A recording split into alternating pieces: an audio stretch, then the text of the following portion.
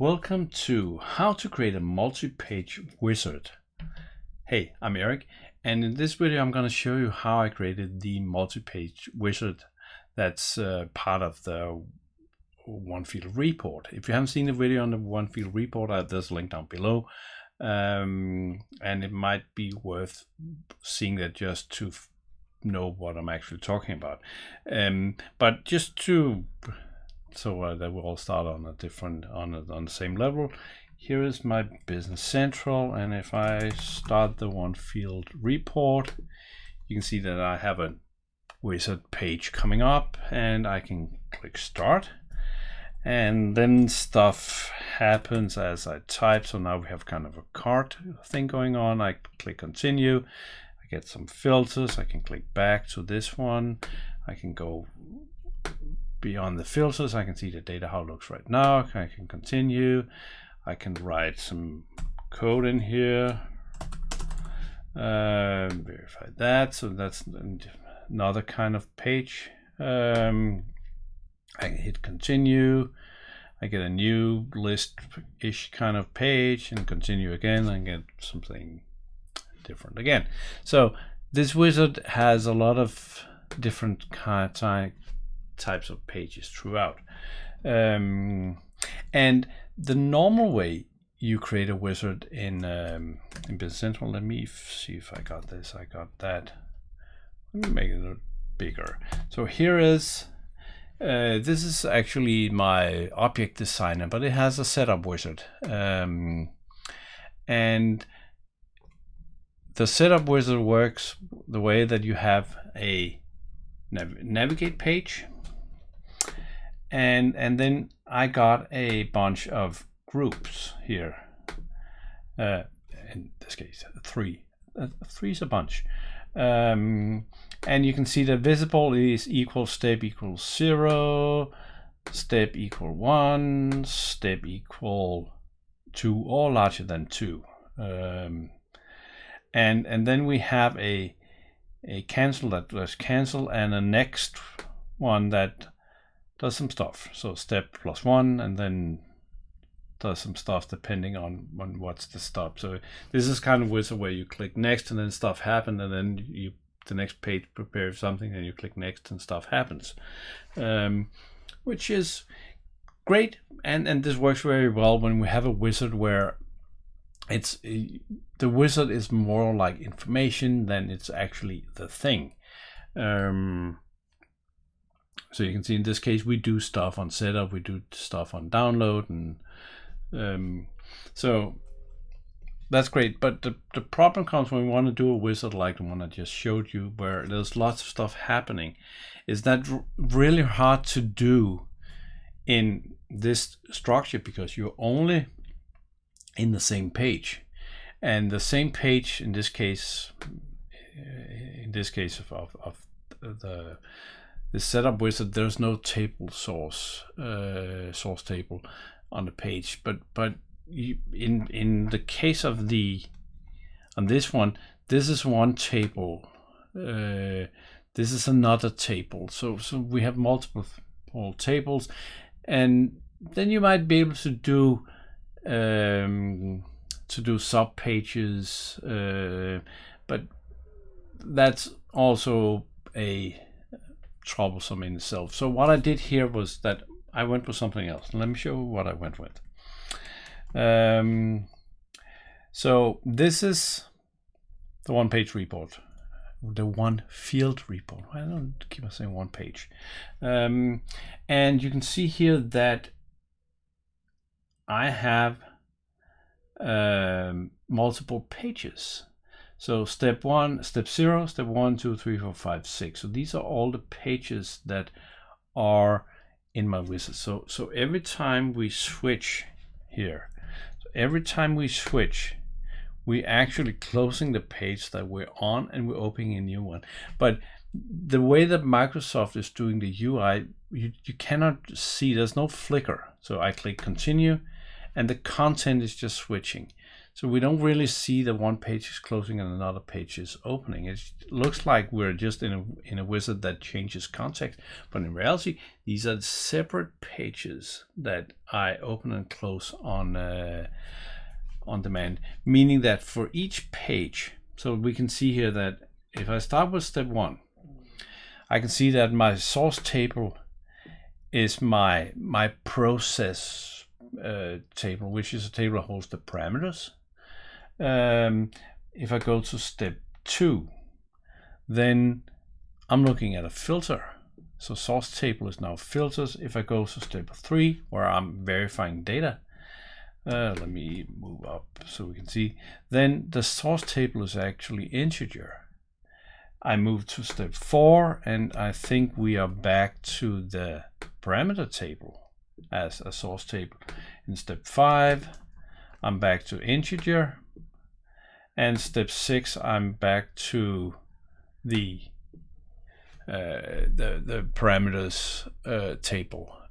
So with the multi-page, I'm actually specializing each page to the data I want to show. So all this is controlled. Let me find that one. It's here.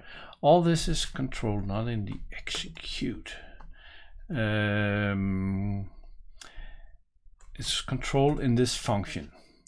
Run the process. That's a good name. And you can think of this as a state machine. So in case of, we have different pages. So these like we have a process, and that process has a state. So currently we might be in the select table field, set filters, verify records, new value, verify new values, execute. So there are different stages we can be in.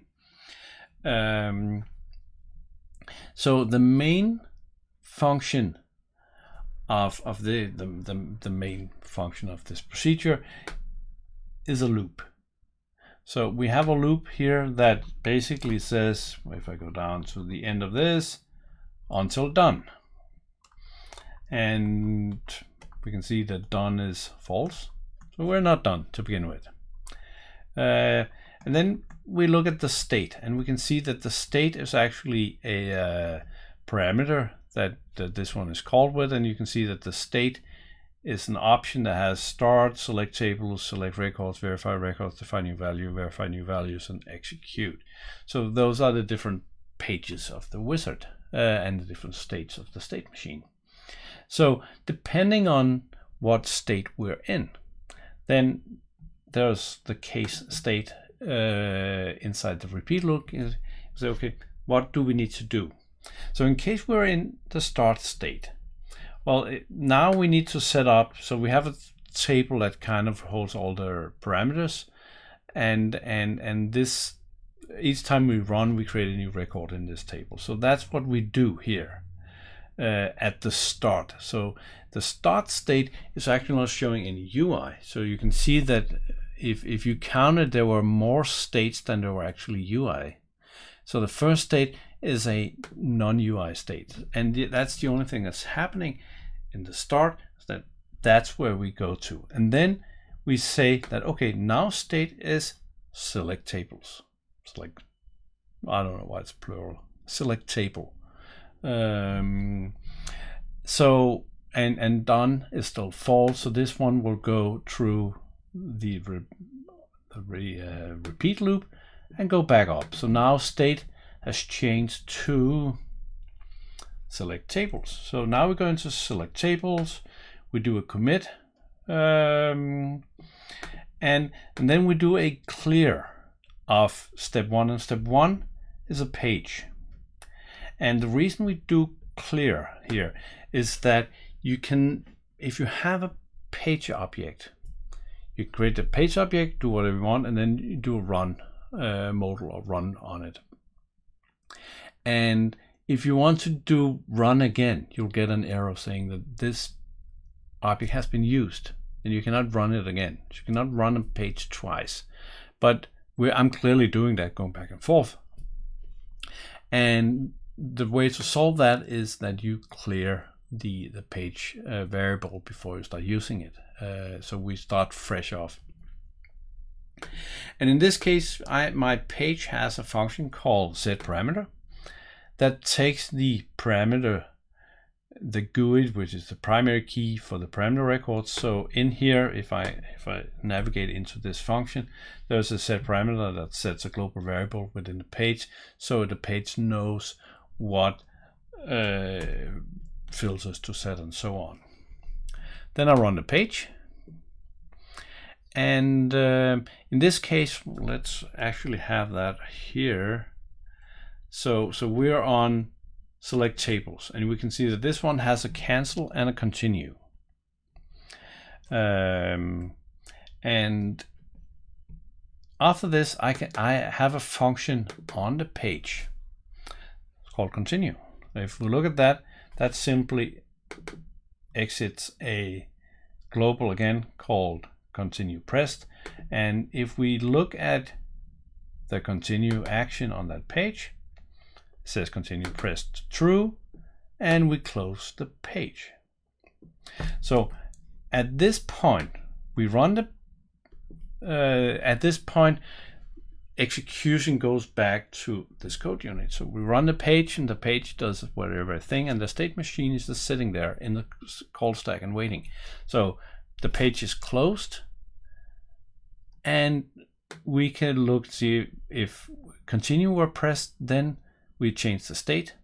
Otherwise we say done. So in case of we say done, then what happens here, so we press cancel, meaning that continue was not pressed. Well, the page is closed, and then repeat until done. Well, we're done, so we're out of this one. Let me start this one again. Start, I just go quickly. So in this case, on the page itself, you can see that right now continue is not enabled because we have not fulfilled what we need to do on this page before we can continue to the next one. So if I go in and take a look at step 1,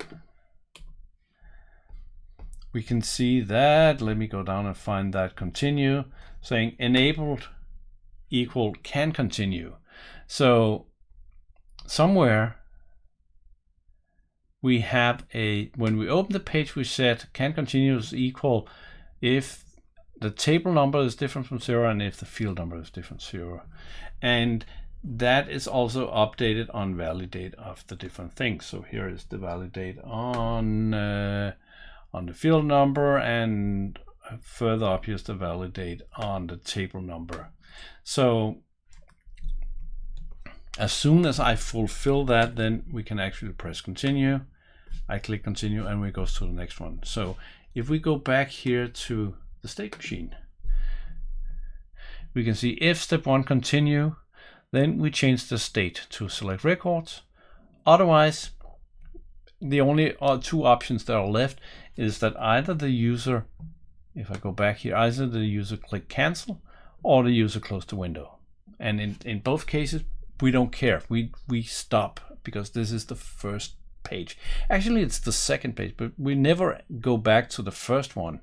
So that's another thing, that the first one is kind of a welcome screen saying, hey, here's the repo, let's get going. Then page 2 is where we start, but if we never go back to the welcome page, that makes no sense. So in this case, we say cancel, we're out.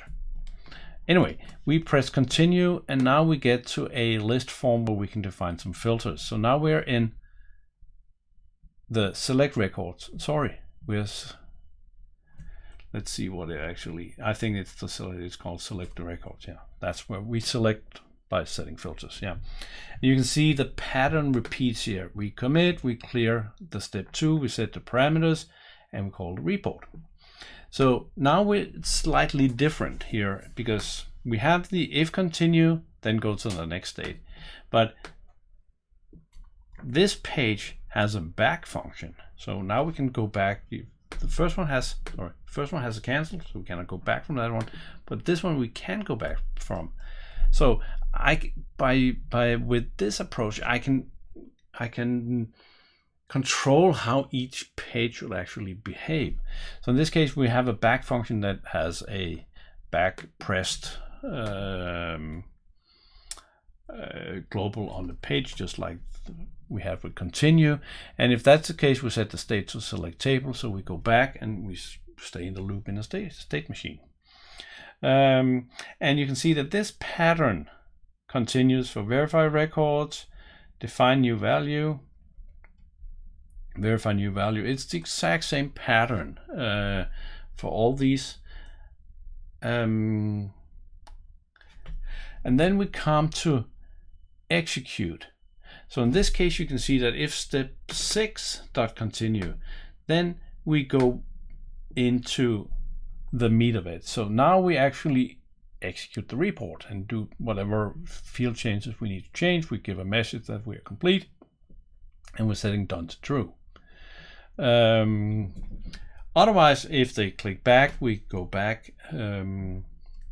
So this function controls, so this the state machine, the state of the wizard as it is,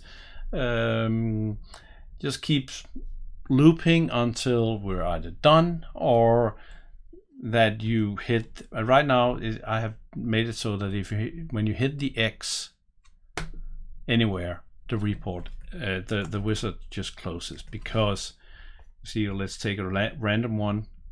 So in case continue, go to the next. In case of back, go to the previous. Otherwise, we're done. Meaning that there's only 3 ways that you can kind of get out of this one. Report. Let me just quickly do this. So we're in a random page here. So there's only 3 ways we can get, 4 ways if you can't escape. But that's the same as clicking on this one. So you can close it. You can hit these 2 to get out. Otherwise, you have the page open. And this one, if you click this one, then that's just, well, you neither clicked continue or back, so you close the page. So this works very well because I can design each page to be completely different in content. So the only thing that are, that what are the same. So if I take step 5, we have a group, so we get kind of the same caption. All of them are navigate page, so we have the nice bottom at the bottoms at the bottom of the page. But they work very different depending on what they're doing. In this case, you can see this is one of the ones with an integer as. So if I go back to this guy, one field report, wow. And now you've seen this for a while. So if I go to this one, you can see I get the customer records here, but they're kind of weird because I can get any table. So if I go back and then do table 123 vendors, and I continue, then suddenly the same list box is showing vendors, because what this one is, well, let's do 3 just to be consistent, and let's not do that. I hate when this happens. Somebody help me. No one. Let's just do 5. So integer. So what we have here is that I have a function called moveRecPointer that takes the integer and then figures out how to get to where we're at in the associate table. So we can move the rec pointer. So if we have no one and we're on no one, not a record yet in the other table that does a record risk control, and then we find the first and we set the rec pointer to 1. Otherwise, we next the number of steps between where we are and where we're supposed to be, so we can keep the integer as the record pointer, and then we make sure that the other one is associated next to. Maybe that's a video by itself, by the way. We'll take a look at that at some point. Let me know in the comments below if you want that video. So anyway, these, and what was it for? That was the one where we suddenly have a source editor for editing an expression from my compiler. So there's lots of differences in these pages, but they all have the same overall structure. They all have evaluate code. They all have the continue back stuff, and they all take the parameter in, so they know where they're at. Anyway, that's how I built the multi-page wizard, and I'm quite pleased with it. One thing I would love to be able to have is navigate page would be a subtype more than a page type by itself. So I can say that this is a navigate list page, and this is a navigate cart page. One can always dream, I guess. Anyway, that's it for this video. I hope you enjoyed it, and let me know in the comments below if how you do your wizards, if you do them one way or the other, or if you think this is useful for you, or if you think it's not useful. Let me know in the comments below, and I'll see you again in the next video. Take care. Bye.